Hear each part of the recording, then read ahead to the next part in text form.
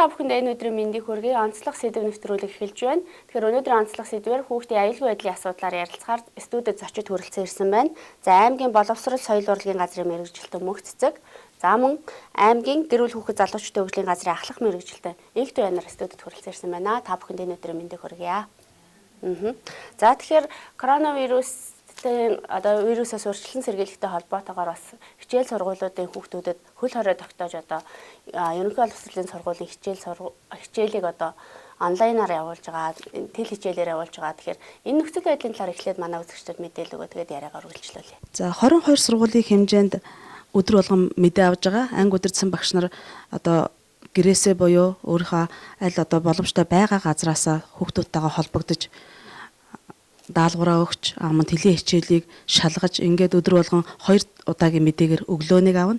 Орой 17 цаг буюу давтан үдсийн дараа авдаг гэж сургуулийн менежерүүдэд мэдээ өгч байгаа. Энэ мэдээг боловсрол соёл урлагийн газар дээр өдөр болгон нэгтгэж онцгой байдлын газар мэдээлэх байдлаар ингээд явж байна. За 10-аас 14-ний хооронд 7 хоногийн мэдээ нэгдсэн байдлаар нийт 22 сургуулийн хүүхдүүдийн хувьд 76.8% буюу үндсэндээ манайх 13971 хүүхдтэйгээс давхарсан тоогоор бол 10,700 гаруй хүүхдүүд нь тэ үзээд одоо ерөнхийдөө ямар ч байсан энэ тоонуудыг хүүхдгчлүүдийг үзэж шалгуулж эргээд багштайгаа холбоотой ажиллаж байгаа гэдэг судалгаа гарсан. Цэцэрлэгийн хувьд 65.2% нь ямар ч зэн 7 хоногийн хэмжээнд хүүхдүүдтэй үзсэн байна. Яг энэ хичээлийг үзэж байхад гол анхаарах зүйлүүд нь юу вэ гэхээр энэ хичээл маань жоохон хурдтай явагдаад байгаа учраас давтан үзэх байдал нь зарим хүүхдүүдэд хомсдолтой байгаа. За тэгээд 7 хоног болгоны мэдээ маань судалгаа маань 70% таа гараад байгаагийн бас нэг шалтгаан нь болохоор зарим хичээлүүд өдөр нь өнжиж байгаа. Өдөр өнжиж байгаа ч гэсэн нөгөө хүүхдийн тоо цөөрөөд бид нар 13,971 хүүхэдтэй хуваахлаар нэг 70% хувьтай гэсэн ийм тоо баримт харагдаад байгаамаа. Тэгээд энэ ТV-г хичээлийг үзэж чадахгүй байгаа буюу хоцорсон давтаж үзэх боломжгүй байгаа хүүхдүүд маань Эконентор буюу YouTube-оор дамжуулаад үзэх боломжтой. Энэ мэдээллийг анги удирдсан багш нар хүүхдүүдэд хүргэж ингэж ажиллаж байгаа. За тэгэхээр хүүхдүүд маань одоо гэртээ хичээлээ үзэхийн хажуугаар бас нэг толгомдож байгаа асуудал нь бол яалтчгүй нөгөө хүүхдүүд асраа хамгаалагч хүүгээр эцэг их нь байхгүйгээр өдрийн цагаар эцэг их нь байхгүйгээр ингээд одоо хичээлдээ суух, за гэртээ ингээ ганцаараа байх тохиолдол их байна гэсэн ийм бас нэг асуудал гарч ирж байгаа. Тэгэхээр энэ тал дээр боловсрол соёл урлагийн газраас яаж анхаарч ажиллаж байгаа бол сургуулиудад бас ямар үүрэг чиглэл өгч байгаа бол энэ асуудал заашгүй урган гарч байгаа. Тэгээд мэдээж бид нар хараа хяналттай хүүхдүүдийн судалгаа, аюулгүй байдлын судалгаа, гэртээ телевизэргүй хүүхдүүдийн судалгаа, хөдөө орон нутагт явж байгаа хүүхдүүдийн судалгаа гэдэг 7 хоног болгоноор энэ судалгаануудаа шинжилж авч байгаа. Ерөнхийдөө бол энэ яг хөл хорионы үед аюулгүй байдлын таналц асуулгаар ямар үзүүлэлттэй гарч байгаа вэ гэхээр эхний ээлжинд бол хүүхдүүд нь одоо том хөнгүүгээр үлдэж байгаа одоо сурагчдын хувь 14.5% байсан бол одоо өнөөдөр буюу 17 буюу өчтөрийн байдлаар 12.8% болж буурсан байгаа. Энэ шалтгаанууд нь болохоор одоо нөгөө сургуулиуд багш нар амарсан. Одоо гэр орноосоо хичээлээ явуулдаг болсон. Тэгээд зарим одоо нөгөө хараа хяналтгүй үлдэж байгаа хүүхдүүд ах トゥ нарт нь харуулах. Ерөнхийдөө л болж игэл одоо хүүхдээр нь харуулахгүйгээр том хүнтэй байлгах энэ чиглэлийг одоо эцэг эхчүүд өгч байгаа. Энэ байдлаар ямар ч арга хэмжээ авсан. Тэгээд нэлээд багш нар гэртээ ажиллаж байгаа учраас энэ тоо буурч үзүүлэлт гаргаж байгаа. Ерөнхийдөө аав ээж буюу том хүн байхгүй ийм хүүхдүүд маань төрийн албан багш нарын хүүхдүүд л болж хувирч байгаа. Тэгээд энэ дээр бол төрийн албаны байгууллага зөндөө олон арга хэмжээ авч явж байгаа л да. Байгууллагаар очиж хүүхдүүдийн яг хичээлийнхэн цагаар эцэг эхчүүд чөлөө өгдөг ч юм уу мөн цагийг угсгах гэмшлэнгийн үйл ажиллагаа явуулснаар хүүхдийн эрсдлээс бас хамгаалж ер нь нэгж агентлаг бүхэл газартаа хамтарч ажиллаж байна. За тэгэхээр гэр бүл хүүхэд залуучуудын хөгжлийн газрын хувьд бас өндөржүүлсэн бэлэн байдлын зэрэгт ажиллаж байгаа. Яалтчгүй хүүхд хамгааллын мэргэжлийн анги байгаа. Тэгэхээр энэ хүрээнд одоо ямар ажлуудыг хийгээд байна те энэ талаар та мэдээлэл өгөх үү? За манай хөлбөр нийгэм хамгааллын сайдын одоо 01 алуун даалгавар гарсан байгаа. Хүүхдийн эрхийг хамгаалах, эрхлээс урьдчилан сэргийлэх гэдэг ийм алуун даалгавар гарсан байгаа. За энэ алуун даалгавраар бол бүх аймгийн засаг дарга нар за мөн одоо аж ахуйн нэгж байгууллагууд чиглэсэн зөвлөмж чиглэлийг л хөрвүүлсэн байгаа. За энэ 01 алуун даалгаврын хэрэгжилтийн хүрээнд хүрээнд манай байгууллага аймгийн засаг даргын тамгын газартай хамтраад аймгийн засаг даргын шуурхай үүрэг даалгаврын хүрээнд нийт одоо сайн шинжсэнд үйл ажиллагаа явуулж байгаа нэг 60 орчим байгууллага аж ахуйн нэгж байгууллагуудаар явж за ажилтны албаа хаагчиж дээрэс нь одоо удирдлагуудтай нь уулзаж энэ 01 албан даалгаврын хэрэгжилтийн хүрээнд дээрэс нь одоо аймгийн засаг даргын 2019 оны 944 дугаар захирамж гэж бас гарсан байгаа. Энэ захирамж нь болохоор ямар учиртай захирамж вэ гэхээр за томуудаас өвчнөр өвчлсөн тохиолдолд эцэгчүүд нь одоо цалинтай чөлөө олгох хүүхдээ одоо гэрээр асрах буюу эмнэлэг тасрах тохиолдолд цалинтай чөлөө олгох юм захирамж бас гарсан байгаа. Тэгэхээр энэ захирамжийн хэрэгжилтийн өрөөнд дэр нь байгууллага аж ахуйн нэгжүүд маань ямар арга хэмжээ авч ажиллаж байна гэдэг талаар ингэж одоо зөвлөмж чиглэлөө өгч ажилласан байгаа. За ингэж ажиллаж байхад бол ерөнхийдөө одоо бас зарим байгууллагын хувьд бол одоо аймгийн засаг даргын захирамжийн хэрэгжилтийн өрөөнд одоо яг хүүхэд нь өвсөн тохиолдолд цалинтай чөлөөгөө олгож явж байна. За мөн одоо 01 албан даалгаврын хүрээнд одоо байгууллагын маань эцэгхийн зөвлөлүүд маань бас маш сэтгүүтэй ажиллаж байна. За ажилтнууд албан хаагч нартаа одоо зөвлөмж мэдээлэл тогтмол өгч байна. За мөн одоо ар гэртээ одоо хараа хяналтгүй үлдээд байгаа тийм ээ чойштад хаалган цаана үлдээд байгаа тэр хүүхдүүдэд бас цаг зав гаргах талаар одоо ажилтнуудаа одоо богиносон цагаар ажиллуулах байдаг юм уу? За 24 цагийн ээлжтэй одоо бага насны хүүхдээ ажилтнуудаа одоо өдрийн 8 цагаар шилжүүлэх байдаг юм уу? Гэх мэтлийн юм бас дотоодын юм зохион байгуулалтыг хийж ажиллаж байгаа аж ахуйн нэгж байгууллагууд бас байна. За гэтэл одоо юу гэдгийг төрийн байгууллагын хувьд бол одоо ингээд дээрс гарч байгаа одоо хууль тогтоомжийн хэрэгжилтийг хангаад ингээд боломжоор ажиллаад явж байгаа бол хувийн хөвшлүүд дээр бас энэ арга хэмжээ энэ одоо үйл ажиллагаа явагдахгүй байна гэдэг санал гомдлоос орж ирсэн байдгийг.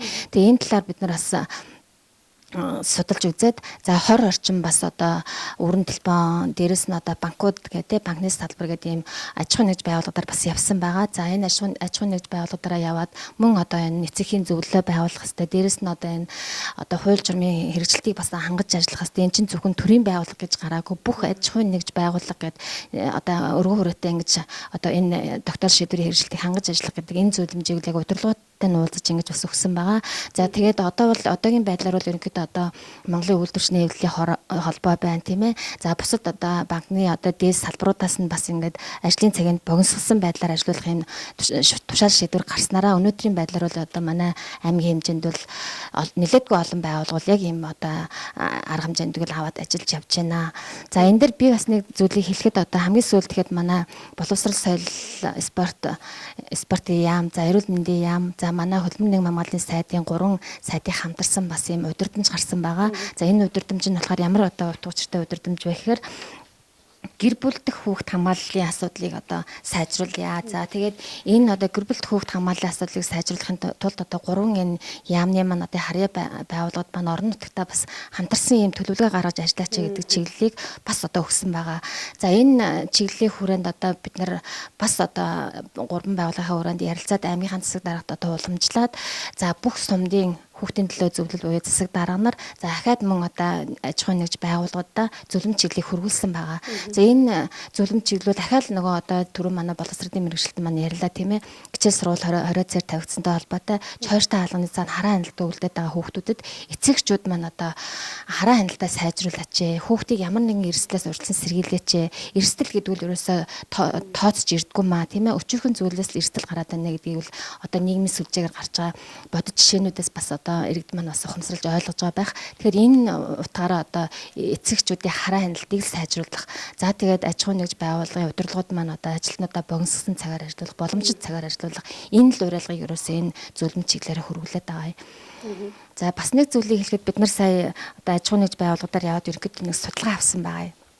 За судалгаа нь ямар зорилготой судалгаа гэхээр за судалгаанд нэг 372 ажилтнаа орсон байгаа. Яг одоо аж ахуйн нэгж байгууллагад ажил хөдөлмөр эрхэлж байгаа ийм хүмүүс орсон байгаа. За энэ судалгаанд ерөнхийдөө нийт 372 хүн энэ судалгаанд маань оролцсон байгаа. За эндээс харахаар 0-5 хүртэл насны хүүхэдтэй эцэг одоо ажилтан хэдэн үеийг эзэлж байна вэ гэхээр 76.8% буюу 286 хүн ерөнхийдөө 0-5 насны хүүхэдтэй гэж хариулсан байгаа.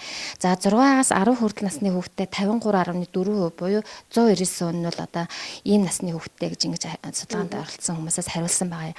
За тэнгууд энэ хүмүүсээсээ бид нэр эргүүлээд яг таныг одоо ажилтны үед чинь яг одоо энэ үед таны хүүхдийг хэн асарч байна гэдэг нь асуулгыг тавихад яг энэ судалгаанд оролцсон нийт хүмүүсийн 140 буюу 37.6% нь миний хүүхд одоо яг чойртой хаалганы цаана одоо хараа хяналтгүй байгаа гэдэг энэ асуултанд хариулсан байгаа. За гэтэл хамаатан садныхаа буюу одоо өөр хүний асрамжинд байгаа гэдэг хариултыг болохоор 10.4% буюу 39% хүн хариулсан байгаа.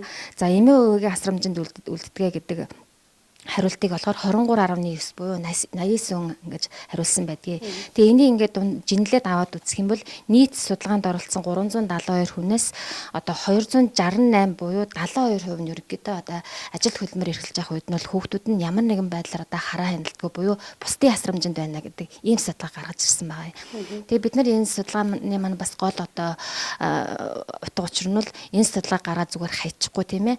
За ингээд одоо судалгаанд оролцсон хүнээс аваад үзэх юм бол ерөөсөө 76% гэдэг бол аюул өндөр гарч ирж байгаа байхгүй юу. Тэгэхээр энэ нөхцөл байдалд одоо бас тодорхой хэмжээгээр аймгийн одоо удирдлагуудаас бас тодорхой хэмжээний нэг шийдвэр гаргуулж тийм ээ. Одоо энэ өвчлөл маань ер нь одоо яг эддэгтэлтэйгээ үед байгаа тийм ээ. Одоо сургууль цэцэрлэг маань 3 сарын 2-ны хүртэл гэж одоо хугацаа байгаа боловч одоогийн байдлаараас цаашаа сунгахгүй үгүй гэдэг юм бас асуудал яригдах юм хэмжээнд хүрчээд байгаа. Тэгэхээр энэ хугацаанд одоо магадгүй одоо улсын онцгой комиссаас за сургууль цэцэрлэгийг эхлүүл гэдэг шийдвэр гарах хүртэл хугацаанд одоо энэ хараа хяналтгүй үлдээд байгаа хүүхдүүд дээр тийм ээ энэ ажилтаа албан хаагч дээр одоо манай байгууллагууд аж ахуйн нэгжүүд манай удирдлагууд бас анхаарлаа хандуулж тодорхой шийдвэр гаргаж ажиллаач. Эрсдэл хүүхдийн эрсдэл гэдэг бол айгүй одоо харамсалтай тохиолдол гардаг. Саяхан гэхэл одоо ой 8 сартай хүүхдэл эрзэн чихрэдэл одоо хахад хүч жишээтэй тийм ээ. За 10 настай хүүхдээ өнөөдөр одоо бичгийн хэвэн муухай ана гэдэг төрсөн эцэг нь одоо ганц алгадаад авснаар одоо хүүхдэд хүчтэй дариулт өгснөөр нас одоо амь эрссэн ийм одоо харамсалтай тохиолдлууд улсын хэмжээнд гараад байгаа. Гэхмэчлэн ингээд одоо нөгөө хүүхдийн эрсдэл маань ерөөсө тооцож болдгоо. Өнөөдөр чойртой хаалганы цаана үлдээд байгаа хүүхдүүд маань яг үннийг хэлбэл 6 настай хүүхд өнөөдөр 2 настай дүүгээ хараад үлдэж байгаа тохиолдол зөндөө байгаа тийм ээ.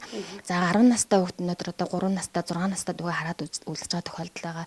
Гэтэл 10 настай 6 настай хүүхэд нь өөрсдөө эцгийнхээ хараа хяналтанд өөрсдөө эцгийнхээ асрамжинд байх хэрэгтэй хүүхдэд л тэр бяцхан амьтдыг өөрсдөө асран хамгаалаад ингээд ардаа үлдэж байна гэдэг бол маш том эрсдэл.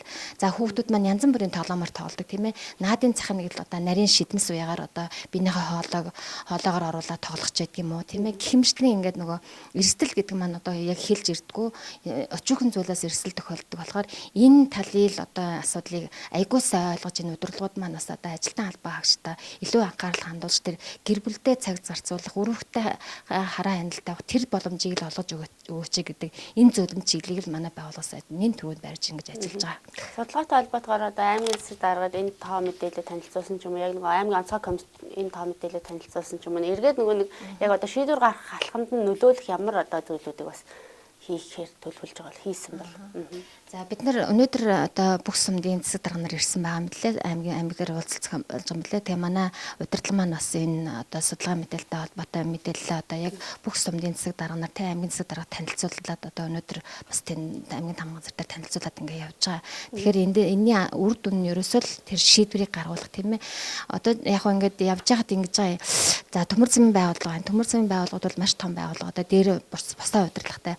Гэтэл одоо яг ингээд одоо юу гэдэг дотоодын юм шийдвэр гаргах ихээр одоо яг энд байгаа хүмүүсийн эрх мэдэл нь хүрдгүү гэж байгаа байхгүй юу.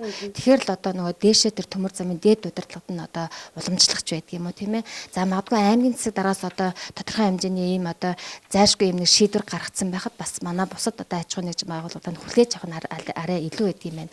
А зөвхөн одоо манай гэр бүл хөгжил залуучдын хөгжлийн газраас бид нэр хэдий одоо зөвлөмж чиглэл өгсөн ч гэсэн тэр одоо тодорхой бас нэг одоо шийдвэр гаргах тийм түвшний эрх зүйн акт байгуулж чаддгүй байна л да. Тэгэхээр бид нар энэ үүднээсээ бас аймгийн засаг даргааны ямар нэгэн одоо ийм шийдвэр гаргуулчих юм бол магадгүй одоо иргэдийн хурлын дараагаарчсан гаргаж болно шүү дээ.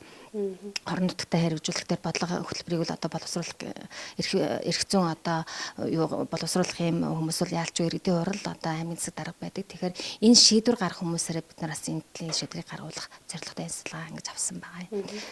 Түрүү бас ярьжсэн одоо гэртээ үлдэж байгаа хүүхдүүдийн одоо ихэнх нь хараа илтүү үлдэж байгаа хүүхдүүд ихэнх нь төрийн албан агч хүүхдүүд байна гэдээ ярьсан. Тэгэхээр гэтэл нөгөө аймгийн онцгой комисс одоо өндөржүүлсэн бэлэн байдлын зэрэгт ажиллаж байгаа. Өндөржүүлсэн бэлэн байдлын зэрэгт ажиллах төрийн албан агчид чөлөө зөвшөөрөл авах одоо ийм үндслэл байхгүй гэсэн бас нэг ийм хариуцлага. Одоо энэ хоёр ингээд нөгөө судалгааны одоо хариулт за нөгөө нэг онцгой комиссийн шийдвэр хоёр ингээ хоорондоо зөрчилдөд байх тохиолдол шүү дээ. Тэгэхээр энэ дээр одоо яаж арга хэмжээ яаж одоо нөгөө нэг уялдаатай тэгж ажиллах хэрэгтэй юм бол энэ дээр ямар одоо байр суурийг бас одоо танай байгууллагаас одоо удирдах хүмүүс одоо хүргэж байгаа бол ямар зөвлөмжийг ч юм уу те. Одоо энэ талаар бол одоо яалчгүй одоо төрийн албан агч онцгой одоо комиссд ажиллаж байгаа хүмүүс л яалчгүй түрүүн шуурхай дуудлага авах юм тохиол гардаг. За энийг болохоор ингэж зохицуулж байгаа юм билээ. Одоо түргэн дуудлагын цаг гэж одоо жишээлбэл цагдаа дээр одоо энэ шүүхэн шийдвэр гүйцэтгэх газар дээр ийм юу байдгийм байна. За тэнгууд 30 минут гэхэл одоо бэлэн байх хэрэгтэй гэдэг үүрэг даалгаврыг авдсан байна л да. Тэнгүүд тэрийг одоо яаж зохицуулж байна вэ гэхээр ерөөсөө 30 минутын юу өгдөг юм байна, цаг хугацаа өгдөг юм. Тэр 30 минутад та одоо арга гэр буюу үр хүүхдийнхээ аюулгүй байдлыг хангах хэрэгтэй. Тэгсэн тохиолдолд та одоо яг одоо онцгой байдлын одоо ажлыг гүйцэтгэх юм одоо үүрэг чиглэлтэй байдаг хэвээр. Тэгэхээр энэ одоо юуг л одоо тэр одоо онцгой байдлын гишүүд тийм ээ одоо энэ хууль шатны одоо энэ ажилтнуудад ерөөсөө тэр үүрэг чиглэлийг л нэг номерт болгож өгч байгаа гэсэн юм юг бас өгчээсэн. Бид нар бас нөгөө онцгой байдал дээр очиод бас асууж ирсэн. Одоо та бүхэн маань хамгийн одоо халуун цэг дээр ажилтдаг хүмүүс байдаг. Тэгээд арга гэрийн байдлаа бол одоо нэг номерт тавьж ингэж аюулгүй байдлыг хангаж ажилтдаг байхаа гэхэд яг ийм асуулт хариултыг одоо дарга нь өгчээсэн. Бид нар л ерөөсөө 30 минутын одоо хугацаа өгдөг ажилтнуудаа тийм ээ. Энэ хугацаанд ерөөсөө хамгийн гол зорилго нь яг 30 минут өгч байгаа. Энэ хугацаанд ерөөсөө л арга гэр буюу үр хүүхдийн аюулгүй байдлыг хангах хэрэгтэй гэдэг энэ үүрэг чиглэлийг ингэж бүр одоо тэр дотоод журам одоо тэрэндээ хүртэл ингэж тусгаж өгсөн гэж ярьж ирсэн. За төр албан агч нарын хувьд байгууллагуудаас холбогдож асууж байгаа. Тэгэхээр одоо хүүхдтэй манай хувьд бол нөгөө хүүхдүүдийн хичээлийг үзэх аюулгүй байдлыг хамгаалах тал дээр хичээлийн яг орж байгаа цагаар нь эцэг эхчүүд нь чөлөөлөх юм боломжийг хад мөн одоо хичээл яг хүүхдийнх нь дэмжлэг хэрэгтэй үед нь хүүхдийг өдөрт 2 удаа гэрлөө нь явуулах юм арга хэмжээ авч ажиллаж байгаа гэсэн юм чиглэлийн саналуудыг өгчээсэн. Мөн одоо нөгөө уртсгсан цагаа богиносгосон цагаар ажиллаж байгаа. Энэ нь бол хүүхдээ бас хичээл сургуультай суралцах боломжийг бүрдүүлж байгаа, мөн аюулгүй байдлыг хангаж байгаа гэсэн энэ чиглэлийнүүдийг авсан. Бас нөгөө хүүхдүүд маань эзэнтэй эзэнгүй байсан ч телевизэргүй асуудлууд бас их хөндөгдөж байгаа. Нөгөө боловсрол хүртээмж нь ямар байх вэ гэд. Ерөнхийдөө аймгийн хэмжээнд 32 айл телевизэргүй байна. Одоо яг өнөөдрийн 17-ны байдлын судалгаагаар за өмнө нь бол 57 байсан. Яг төвийн хэмжээнд. Хөдөөний хүүхдийн хувьд бол 75% хүүхэд нь телевизэр байхгүй гэсэн юм гарч байгаа. Энэ хүүхдүүдэд бид нар яаж хандж байгаа вэ? Энэ эцэг эхчүүд юу гэж зөвлөж байгаа вэ гэхээр одоо нөгөө гар утсаар нь интернетээр нь дамжуулж гар утсаар нь хичээл явуулах, суулгах. Тэгээд мөн одоо нөгөө хүүхдүүдийг хажуу хайлт нь очиж үзүүлэх байдлаар ингэж бас одоо нөгөө өөрийнхөө хамгаалах байдлаар очиж үзээрэй гэсэн чиглэлээр өгч ах トゥ хамаатанд нь холбох байдлаар ингэж аюулгүй байдлыг хамгаалж хичээлд өгч байгаа. За нөгөө эзэнгүй байгаа хүүхдүүд маань эрсдэлтэй бас нөгөө янз янзын шалтгаанаар байгаа. Төрийн албан агчраас гадна одоо архины хамааралтай ч юм уу эсвэл эмнэлэгт зорилттой бүлгийн хүүхдүүд. Тийм энэ хүүхдүүдтэйгээ бас судалгааг ерөнхийд нь гаргаад хамтарч ажиллагаа. Яаж эднэрийнхээ дэмжиж ажиллаж байгаа вэ гэхэлэр үндсэндээ анги удирдсан багш нар нь боломжоор иргэн яг тэр хүүхдүүдийнхээ судалгааг яг өнөөдрийн хэм байдлаар 17-ны байдлаар аймгийн хэмжээнд 56 тийм зорилт бүлгийн хүүхэд байна. Энэ хүүхдүүдтэйгээ болохоор багш өөрөө тулж ажиллах. Мөн одоо нөгөө аюулгүй байдлынхаас багтай хамтарч ажиллах. Боловсролын салбарын хувьд баг одоо сум орон нутгийн багуудтай хамтарч ажиллаж байгаа. Хөдөө орон нутг руу хүүхдүүд маань мэдээлэл хүргэх ч юм уу одоо янз янзын тэр үйл ажиллагаад дан багш нар яваадах боломжгүй. Тийм учраас багад өгж одоо даалгавар өгч хүүхдүүд нь явуулаа багийн дарга нар сумдаараа тойролт хийхэд нь одоо нөгөө мэдээлэл хүргэх байдлаар ингэж багтай агентлагад одоо бусад бүхэл одоо бүлгүүтэйгээ хамтарч ажиллаж ажлын үйл ажиллагаа маань үр дүнтэй болох ийм чиглэлтэй явж байна. Ямар ч байсан одоо нийт хүүхдүүдийн 97.4% нь телевизрийн мэдээллийг одоо мэддэг болсон. Тодорхой хэмжээгээр үзэж байгаа гэсэн ийм судалгаа тоо баримтууд маань шинжлэхдээ мэдээлэл хүрсэн. Мэдээлэл хүрсэн хүүхдүүд гэдгээрээ бол явж байгаа. За тэгэхээр холбогдох байгууллагуудаас бол мэдээж энэ одоо хүүхдийн аюулгүй байдал, за мөн хүүхдийг эрсдлээс сэргийлэх тал дээр бол анхаарал хандуулж байна. За эцэг эхчүүдийн зүгээс бас одоо энэ дээр юун дээр анхаарах шаардлага нэг. Эцэгчүүдэд бас юу гэж зөвлөмж хөргүүлмээр байна тийм ээ. Энэ тухайд. Ерөнхийдөө бид нар нэг бодлын бас нэг өөрсдөө шалгаад үзчихлээ. Онцгой байдлын үед хүүхдүүдтэйгээ бид нар яаж харьцах вэ? Өөрсдийгөө мөн яаж хамгаалах вэ? Хүн нэг бүрийн үүрэг гэдгийг хүүхдүүдэд ярьж ойлгуулах хэрэгтэй. Хүүхэд гэдэг маань жоохон гэлтгүү. Ерөөсөө сургуулийн хүүхэд тэр ялангуяа цэцэрлэг сургуулийн хүүхдүүд бол бага гэлтгүү маш их ухамсартай, ухаантай имийг ойлгох чадвартай. Тэгээд одоо өөрийгөө хамгаална, эх орноо хамгаална, хамт олноо, гэр бүлээ хамгаална гэдэг имийг ойлгуулад тайлбарлаад өгчих юм бол хүүхдүүд маань биднээс илүү барих юм чадвартай учраас энийг нь бас хүүхдүүдтэйгээ ярилцж байгаарэ гэж бас хэлмээр байна. Мөн өөрсдийнхөө харилцаа хандлагыг эцэг эхчүүд маань нэлээд сайн ойлгох хэрэгтэй. Одоо бид нарт бас янз бүрийн эрсдлүүд гараад байгаа. Энийг бас улсын хэмжээнд яригадаад байна тийм ээ. Гэтэл бидний алдаатай зүйл нь юу вэ гэхээр эцэг эхчүүд маань нөгөө хүүхдүүдэд багш нартаа даатгаж явчаад өөрсдөө харилцаа хандлагынхаа асуудлыг анхаараагүй үлдээчих. Энэ байдал одоо ингэ илэрч байна.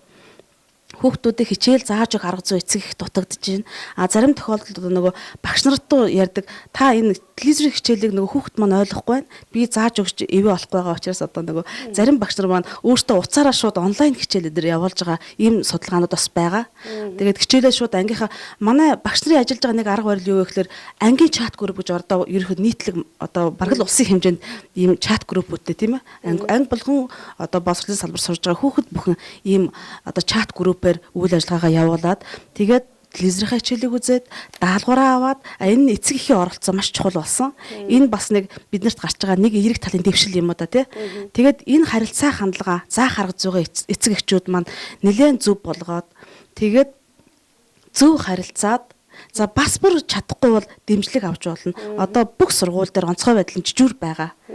Тэгээд тэр бүх хүмүүс маань ингээд үе шаттайгаа харилцаа холбоотой зөвлөх энэ чиглэлийн хариуцлагыг хүлээж байгаа учраас ингэж ажиллаарай. За гэр орондоо хүүхдүүд нэгэнд бид нар телевизээр хичээл зааж байгаа гэдээ чөлөөт орхиж болохгүй. Хүүхдэд цагийн хязгаарлалт байх ёстой. 0-5 насны хүүхэд бол цагийн хэмжээнд урттай цагийн хэмжээнд одоо телевизэр гар утас одоо тэр бүр одоо бүхэл төрлийн цахилгаан хэрэгсэлтэй нэг цагийн хэмжээнээс харьцахаас илүү харьцах ёсгүй тийм ээ. 6-аас дээш насны хүүхдүүд бол зайлшгүй хяналт тавих хэрэгтэй.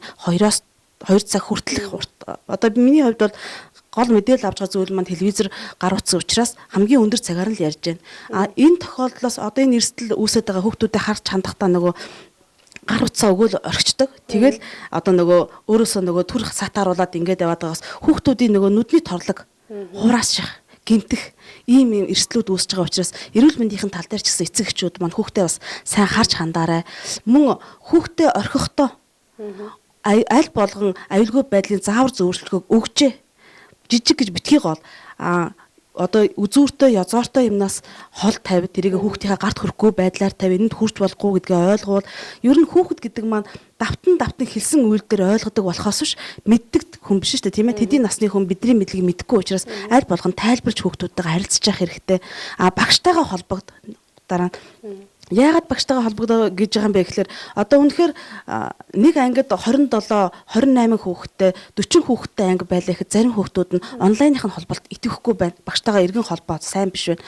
За 28 хүүхэдтэй өнөөдөр холбогдлоо хүүхдийн тоон одоо буурах ч юм уу. Тийм учраас зарим тохиолдолд багш нь өдөр жингөө хүүхдүүдийн нөгөө даалгаврыг шалгаад ярилцаад байхдаа зарим хүүхдүүдэд орхигдсноо мэдэхгүй байгаа. Холбогдохгүй орхиж байгаа хүүхэд байж магадгүй. Эцэг эхчүүд энийг бас ойлгоод өөртөө санаачлахаараа багш нартайгаа холбогдоорой. Багш нар бол нэлээд сайн одоо даалгавар өгөөд телевизрийн хичээл дээр өөрөө өдөр болгон тэмдэглэл хөтлөж байгааг бид нар судалж аюу бүртгэл хийж авч байгаа судалгаагаар тэр хичээлийн судалгааныхаа дагуу хүүхдүүдэд дахиж даалгавар өгөөд ингэж өдөрт 2 удаа холбогдож явж байгаа зарим хүмүүс үлдсэн орхигдсон байх юм бол санаачлахаараа багштайгаа холбогдоод хүүхдүүдээрээ бол холбогдоод ингээд тэр хичээл сургалтын үйл ажиллагааг болж өгвөл таслахгүй явуулаарай. За тэгээд эцэст нь хэлэхэд хүүхдтэйгээ харилцаа хандлаган дээр эцэг эхчүүд маань хүн бүр анхаараарай гэж хэлмээр байна. За гэр бүл хөх залуучдын хөгжлийн газраас ямар зөвлөмж өгөх вэ? За манайх ерөнхийдөө юу яаж байгаа. За хөдөлмөр нийгмийн хамгааллын сайдын 017070 гээд энэнийхээ өрөөнд бол бид нар бас одоо зорилт төрхийнхөө судалгаа гаргасан байгаа. За зорилт төрхийн нэг 84 өрх одоо сайн шинжсэн хэмжээнд 84 өрхийн 213 хүүхэд байна гэсэн юм судалгаа гаргасан байгаа. За энэ судалгаахан дээр үндэслээд манай байгууллагаас бас одоо эдгээр хүүхдүүдтэй өрхүүдтэй тийм ээ амин дэм одоо нэмэлт хичээл хүнсийг олгохоор одоо бас ингээд төлөвлөд ажиллаж байна. За 2 сая одоо төгрөгийн санхүүжилтээр одоо 8 дэмийн хичээлийг аваад бид нар одоо маргааш хэсэглээ дахиад айлуудаараа ингээд зөвлөмжөө өгөөд ингээд явна. Одоо газар дээр нь зөвлөмжөө өгөөд явахаар ингээд төлөвлөд байгаа. За сая манай боловсролын мэргэжилтийн ерөнхийд нь хэлжлээ. За гэртээ үлдэж байгаа хүүхдүүдтэй аюул сайн одоо ойлгуулж хэлэх хэрэгтэй. Бага насны хүүхдүүдийг л ерөөсөө хэлж яриад ойлгуулчих юм бол аюул сайн биелүүлнэ штэ манай хүүхдүүд чинь тийм ээ. Бараг томчуулаас илүү одоо биелүүлдэг хүмүүс штэ. Аягуулсаа хэлэх хэрэгтэй.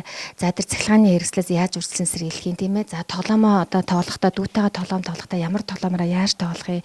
За мөн одоо үзүүр язартаа тэр зүйлээс яаж хол байлгахын гихмчлэн ингээд одоо тэр гэр ахын одоо гэртээ байгаа тэр үед л одоо хүүхдүүдийн аюулгүй байдлыг аюул сайн хангах хэрэгтэй. Энэ бол эцэгчүүдийн цэвэр эцэгчүүдийн үүрэг хариуцлага. За төрийн байгууллагын хувьд тийм ээ төрөөс л одоо хангалттай одоо ингээд боломжийг л олгож штэ. Одоо энэ дэр зөвхөн манай иргэдийн эцэгчүүдийн өөрсдийн л ухамсар хариуцлагын асуудал яригдана. Өнөөдөр одоо юу гэдгийг 10 настай хүүхдээ өнөөдөр одоо бичгийн муухай байна гэж ингээд алгадах нь өнөөдөр тэр аав одоо тийм ээ юу одоо хүүхдээ харж хандж байгаа асуудал биш шүү дээ. Энд чинь хүүхдээ одоо халамж тавьж байгаа асуудал биш шүү дээ. Энд чинь за яг өнөөдөр ТV хичээл гээл явж байна. ТV хичээлийг өнөөдөр хүүхдүүд маань хийж байгаа. Гэтэл одоо ажилтаа одоо төрөлтөө хүмүүсийн хүүхдүүд л хөрх юм өөрсдөө л бас л хийж байгаа шүү дээ. Гэтэл одоо юу гэдэг одоо байгууллагуудаас нь ингээд нөгөө богиносон цагаар ажиллах, хоригдуулсан цагаар ажиллах юм нөхцөл боломжийг олгоод эхлэнгүүд яг одоо бид нарт бас аягүй зүгээр байгаа хгүй. Жишээлбэл би өөрөө төрийн албаагч бас л одоо хүүхдээ чойштой хаалганд цаанд үлдээж байгаа. Орой 4 цаг гээд гэртээ очиод 2 хүүхдийн даалгаврыг хийлгүүлэх цаг надад гарч байгаа байхгүй юу. Гэмшлээ ингээд одоо төрөөсөл одоо боломжоор нь юм олгоод байна. Одоо эцэгчүүд маань өөрсдөө аягүй анхаарал сонор сэрэмжээс дээшлүүлээжээ. Дээрэс нь одоо цагаан сар гэдэг тийм ээ хэдийгээр одоо нийтэр тэмдэглэхгүй гээд хорчод байгаа боловч манай монголчуудын одоо уламжлал гэдгээрээ гэртээ одоо шинэлнэ, гэртээ одоо эдээ цагаан заснаа гэж яриад одоо хөл хөдөлгөөний гадар нэлээ их байлээ. Тэгэхээр хүүхдүүдэд битээ айл гэсүүлээрээ тийм ээ хүүхдүүд гинэн штэ одоо цагаан сар хэрэг гисэх хэвээр юм шиг л badна штэ. Ялангуяа манай одоо гэр байрны хүүхдүүд бол тийм ээ. Гэтэл одоо нөгөө хүүхдүүд аягүй сайн ойлгуулах хэрэгтэй. Одоо баг айлууд бол одоо өөрсдөө томцуулал одоо ойлгоод баг хаалга тавьж өгөхгүй штэ. Тэгэхээр хүүхдүүд аягүй сайн ойлгуулах хэрэгтэй. Гисэхгүй. Ерөөсөл гисэхгүй. Гэртээ одоо сайхан идэж угаад аав ээжтэйгээс жинхэнэ нөгөө гэр бүлийнхээ аз жаргалыг мэдрэл энэ одоо уламжлалт одоо бас тэмдэглэл өдрөөс өнгөрөөгөөрэй. Хэрвээ одоо магадгүй таны хүүхд одоо гадагшаа гараад айл гэснэг бол айлууд одоо хаалга тавихгүй байхаа би үл тэгжил бодож байна. Энд дэр манай томчууд иргэд маань бас өөрсдөө ухамсартай байгаарай тийм ээ. Тэгэл хүүхдүүдэд аваад одоо нэг айлар яваад одоо элдвэнзийн өвчин тараагаал ингээд хүүхдтэй өөрсөндөө эрсдэл битээ учруулаарэ гэдэг бас зөвлөмжийг хүргье. За. За тэгэхээр өнөөдрийн онцлог сэдвээрээ бид бүхэн хүүхдийн аюулгүй байдлын талаар сэдвийг хөндлөө. Өнөөдрийн манай онцлог сэдвт за аймгийн боловсрол соёл урлагийн газрын мэргэжилтэн мөнх цэцэг гэрүүл хүүхэд залуучуудын хөгжлийн газрын ахлах мэргэжилтэн инх туянаар оролцож за бодлого чиглэлийн хүрээнд хийж байгаа ажлууд болон за мөн эцэг эхчүүдэд бас хүүхдийн аюулгүй байдлаа одоо анхаарлаа хандуулж за эрсдлээс одоо хамгаалах чиглэлээр зөвлөмжийг бас хүргүүлээ. Ингээд студид хүрэлцэн ирсэн та баяртай баярлалаа. Тэгэхээр та бүхний хийж хэрэгжүүлж байгаа ажилд амжилт хүсье. За баярлалаа. За анхаарлаа хандуулсан та бүхэндээ баярлалаа. Баяртай.